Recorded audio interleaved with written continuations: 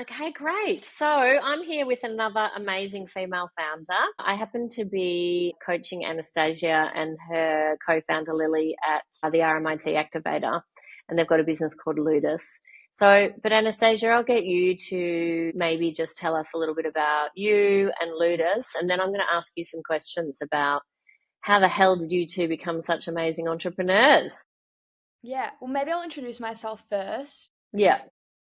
So, I am currently still at uni. I'm in my final year doing honours for a Bachelor of Science Advanced Global Challenges. And alongside that, I am co-founder company with my co-founder Lily, where we upcycle tennis balls and turn them into souls. Yeah. Great. It's very exciting, actually. I mean, it's an interesting problem that you're solving too, because you're looking at it from not just the sustainability aspect, but also the shoe manufacturer aspect too. So they need a problem solved, which is they need durability and at a better price.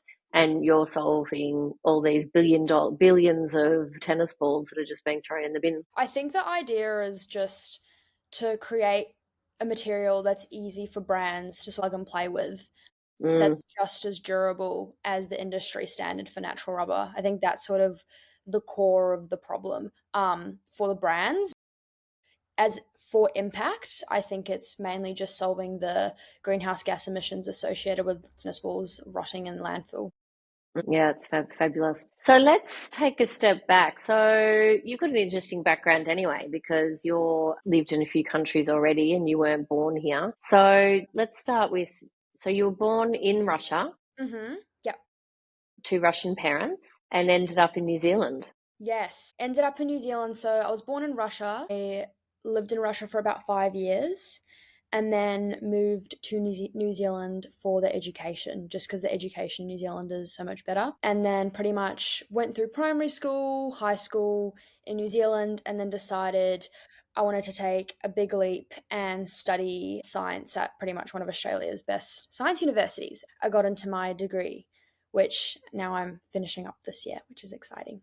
And that's at Monash. That's at Monash, yeah. Did you speak Russian? I do. I speak fluent Russian. It's actually my Amazing. first language, yeah, and Mm. I had to learn English as well as I came over to New Zealand. I bet you speak a few other things as well. No, I tried to learn French for 7 years, but I couldn't get the hang of it. Really? I would have thought learning a language at I mean, having two languages at such Mm. a young age would have already set off those neurons in your brain that you could Yeah, open any language. mum really pushed it, and then the only thing in my mind was like, I want to be a scientist, and that's the only thing I'm gonna focus on, and so all of my energy went towards science and not languages or English. It was science and maths, and I wanted to be a girly in STEM. So, Oh, it's so good. So I might ask you about that too. So what made you want to be a girl in STEM? oh, it actually comes down. I was in year 10, where I wasn't very good in school up until the age of year 10. I didn't really listen. I wasn't really interested in what was going on until I had a girl in my class achieve like 100% on one of our sort of common tests that we did every single month. And it was specifically in science. And I was like, well, if someone else can achieve 100%, that's supposed to be at the same level as I am because we were all in these streams. Well, then why can't I achieve 100%? And something, honestly, something just clicked. And I just started putting in so much more effort. And then all of a sudden, I was getting hundreds, hundreds, hundreds. And then this idea of actually becoming top in STEM at my school came up. And what I noticed is in the previous years, like a girl has never achieved top in science ever. And so the next year was when I started really trying to get top in science. And I didn't get top, unfortunately, but I did get third in my year. So going from like bottom stream to then achieving third in science was pretty impressive. And I was third and top girl. So Amazing. I wonder what it was about science that made you obviously developed a love of it. That's why you did Mm. so well. I wonder what it was about it. Can you think about what that might be? I think the reason why I love science so much is because it allows you to understand how the world works. And as someone so young, like I didn't really have a knowledge of how things grew or how things function and all these theories. And I fell in love with like like Einstein, for example. Like that was one of them. And I was just like, I just want to be able to solve equations like he does. And like, where does the universe come from? I just had all these questions that science helps you understand. And I sort of thought, well, if I could understand from the baseline how things work, maybe I could figure out something awesome like he did It's when amazing. I grew up. And so that's sort of, I think I didn't know that's why I loved it at the time, but now looking back at it, that's definitely what it was. I think I just wanted to be able to do something that no one else could. And you were it was fueled by curiosity, really. Yeah, it was fueled by curiosity, and also I'm a pretty competitive individual as well. So it was curiosity and just like, I guess, trying to be the best in one Yeah, thing. yeah, Yeah. yeah. That's good. Is that a family trait, being competitive?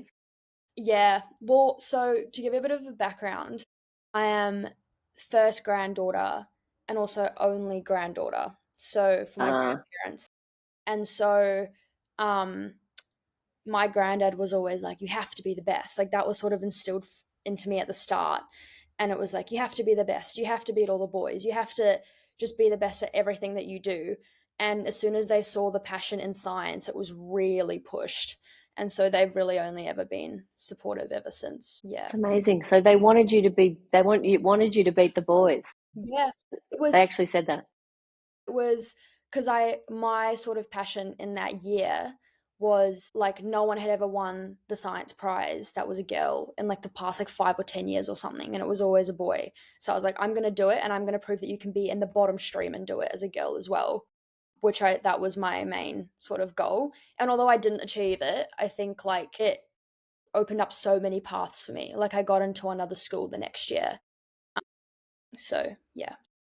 So where did your interest in starting a business come from? Probably also my granddad. I think a lot of it stemmed from him. He had a business when I was young. He owned and operated one of the Russian ports in, I think, like the eastern side. And so something that he always instilled in me is you have so much more creativity when you're doing what you want to work on. Like you're not working for someone else. So try work for yourself. And so I think like that was instilled into me from a young age. And then in high school, like not that I started a business in high school, but I had these initiatives where I was running international conferences, and that had never been done in the school. So although it wasn't a business, but it was like initiatives that haven't really been done. And then as soon as I got into university, I was like, I want to finish uni with a business. And luckily enough, the opportunity came up where I got into a program called Fast Track, and it all really took off from there. That's amazing, isn't it? I mean, you know what I'm doing, which is the startup playbook for the tween girl. And obviously that is all anchored in the idea that when you have that entrepreneurial thinking as a young person or as a young woman, you're more likely to start a business. So your experience is, you know, that sort of example, in real life example. What do you love about being an entrepreneur now? The idea that I can literally do what I want with it. It's the creativity. And I also, although this is really hard, but it's also the best part of it is that you can push as hard as you want. And like, there's always more that you can push for. I think it also teaches me a lot of discipline, which I think is really important for a lot of individuals. And I don't think I would have gotten it without starting something of my own. So, discipline. It also allows me to have something that I'm passionate about. It's like a passion project. And I think it's really important to have something that you love in life, and also something that you spend so much time on. Like we spend majority of our lives working. I love the work that I'm doing, you know?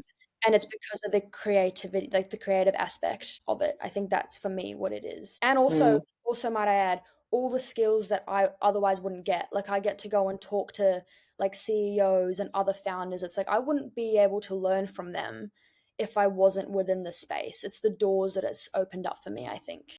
That's amazing. Yeah, the creativity and passion is so critical, isn't it? Um, Mm. yeah, I totally agree with that. What do you love about being an entrepreneur, and then what are you passionate about what you're doing? I think you sort of maybe answered that, but Well, I think the passion for me, like I have a real deep sort of passion for the environment. I was a part of the generation that grew up where all we heard about was climate change, right? So I think even from a young age, it was instilled in me that like we have to do something. And so the fact that I'm solving an impact problem where we're a part of the movement and the generation that's making a change, even if it's within the sporting industry, and sort of, at least helping remove a few of the balls that won't end up in landfill and reduce a few of the carbon dioxide emissions. At least like I'm doing my part and making a change. So that's where my passion comes from. But my love for being an entrepreneur comes from the idea that my co-founder and I can bounce ideas. We get along so well, and it's just, I guess, the freedom to do what we want with it and still be making that change, I think. Like Mm. there is no box that I'm ever trapped in. You know what I mean? It's like you and Lily you have such great camaraderie, the two of you. Like there is a really respectful, lovely relationship, I think, between the two of you. And even though you're different and have different skill sets, there's just a really lovely relationship there, I think. Mm, I think that's rare for co-founders to mm, be as aligned but different, I think. yeah, for sure. Yeah, so what do you think about the startup playbook for the tween girl? It's awesome. If I had that in high school, although I wasn't a tween in high school, I think it would have been super helpful because I was always interested in starting something. Unfortunately, in New Zealand, I didn't have a community of me around me that drove the startup and the passion and start your own business, start your own initiative. It's sort of something that came up on my own through a teacher that inspired me, but I didn't know how to do it. And so we just did what we thought was right with a few initiatives throughout school. But my experience outside of that, like I didn't really get much more experience outside of that, and I wish I did. Yeah, I think it's an awesome initiative. A lot of the female founders I'm interviewing have said your opening answer, which is, I wish I'd had that when I was a girl. Like, Yeah, yeah, it's interesting because, yeah, when they look back, they think, oh, it would have just been so great now that I understand where I am now. it's even the idea of like if multiple girls have the startup playbook as tweens, and if you do create a community around that, a lot of the time the people that you're surrounded by, if you're all working on the same or not, if you're working on a similar area and you're all passionate about starting something and making a change in your area, I think it's really uplifting to have women like that around you. And I think Mm. that's also something that I would have really appreciated about something like this. Yeah, I agree. You get stuck into your school scene unless you have a hobby or unless you, I don't know, unless you're doing something outside of school, which most people run most of their activities through school, I think. I mean, maybe that's just Australia centric, but um, to have access to a group of friends outside of school, I think is actually really interesting for girls. No, I couldn't agree more. I think there's a saying, and it's you might have to find the quote, but it's like you become who your friends are and who you hang out around. And I think Mm. if you are hanging out with, you know, a bunch of females that are wanting to be founders and you're all bouncing ideas off each other, and like I feel like that can only benefit someone that's trying to start up something of their own and don't have much guidance in that area. So I think the startup playbook will provide that guidance, but if there is a community around it as well, I think that would be so helpful. And I would have loved to have that probably like in my teenage years for sure.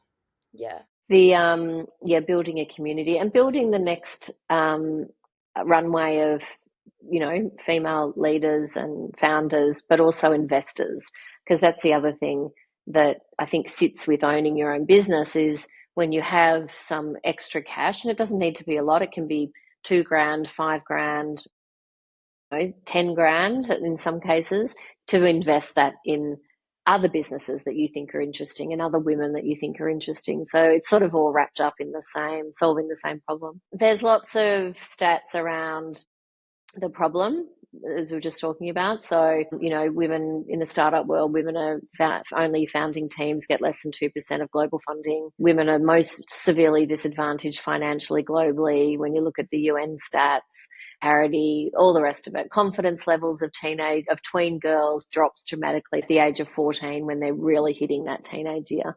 What do you think about some of those studies and stats? I mean, I think it's true. I think I've personally felt it as a female founder. Even my friends that are currently founders, a lot of them are male, and the reality is male and females are different, and we will start businesses very differently. And so getting advice from them and seeing how they do things, I personally am inclined to do things differently. And unfortunately, there's not enough advice around how to do it as a girl.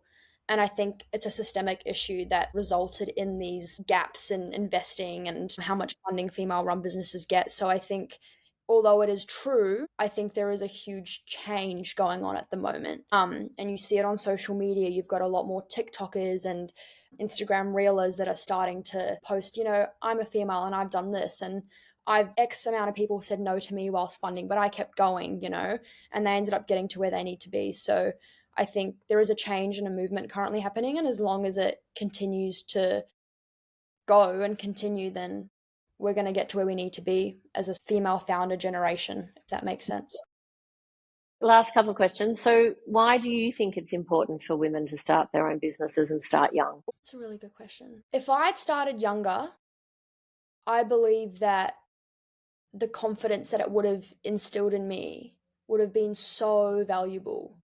Like, I wouldn't have as much doubt as I do currently have in myself. I think it comes a lot down to, like, it's a confidence issue. So I think the reason that girls need to start younger is because of, number one, the skills you develop, but because you develop these different skills, that gives you the confidence to then go do whatever you want.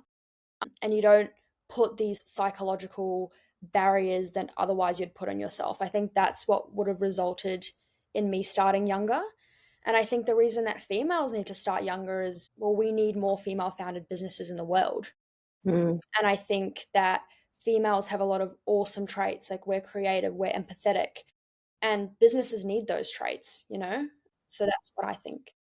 There's been some interesting studies that I've read of recently, some studies done by different entrepreneurs about their own portfolio. And the word that keeps coming up, the way that female founders are running their businesses, is considered. It's a more considered approach to business. And with that consideration comes the likelihood of hitting revenue targets, the team or feeling good about being there. I mean, there's lots of studies done on when you're working in an organization that's doing well, everyone does better because they're happy and thriving, like any thriving environment. So, yeah, it is interesting that women want to run and I think are actively choosing to run their businesses.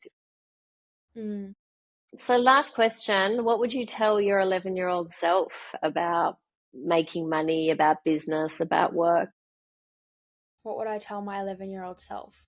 It's not that long ago, so you should remember. I know. I'm just trying to think what was I doing at 11 years old? I would probably say to my 11-year-old self to not be afraid of trying new things, to be honest. Because at that age, I was probably quite scared to do things that I'd never done before. And I believe that if I did that more as an 11-year-old, I would have probably gone into startups and business at a much younger age. But I would also tell my 11-year-old self to educate yourself on money. Although I don't think that many 11-year-olds do, I think it would have been a great thing to start and learn at a young age, if that makes sense. And I know a lot of parents online now teaching their kids about money at a young age, and I think that's really important, especially as a female. So, yeah. Beautiful. Thank you very much. Any last thoughts? To any tween girl or teenage girl out there, don't be afraid to go out there and do your thing and be yourself, and never let anyone stop you, because you are incredible and your creativity is needed within this world. That's fabulous. Thank you.